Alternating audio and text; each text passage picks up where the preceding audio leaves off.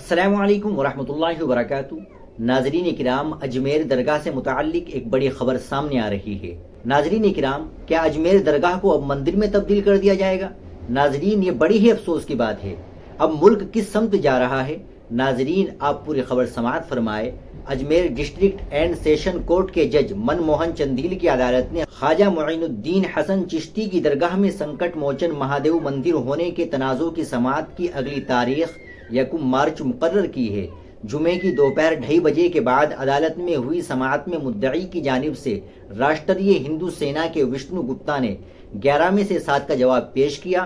پہلے سے دائر 6 درخواستوں کے علاوہ کیس میں فریق بننے کے لیے 5 نئی درخواستیں بھی دائر کی گئی۔ اب تک فریق بننے کے لیے کل 11 درخواستیں عدالت میں پیش کی گئی ہیں۔ مدعی وشنو گپتا کے وکیل نے ان درخواستوں کا جواب دینے کے لیے وقت مانگا۔ اس کے علاوہ مدعی فریق نے درگاہ کمیٹی کی جانب سے پہلے دائر کی گئی 11 میں سے 7 کی درخواست پر اپنا جواب پیش کیا، جس میں مقدمے کو خارج کرنے کی استدعا کی گئی تھی۔ درگاہ کمیٹی اور دیگر فریقین نے اس جواب کو پڑھنے کے لیے عدالت سے وقت مانگا۔ عدالت نے کیس کی اگلی سماعت 1 مارچ سن 2025 کو مقرر کی۔ ناظرین کرام، آپ اس خبر کے تعلق سے کیا کہنا چاہیں گے؟ کمنٹ باکس میں ضرور بتا دیں۔ ویڈیو کو لائک اور شیئر ضرور کریں۔ ہمارے چینل کو بھی ضرور سبسکرائب کر لیں۔ ملتے ہیں انشاءاللہ اگلی ویڈیو کے ساتھ۔ السلام علیکم ورحمۃ اللہ وبرکاتہ۔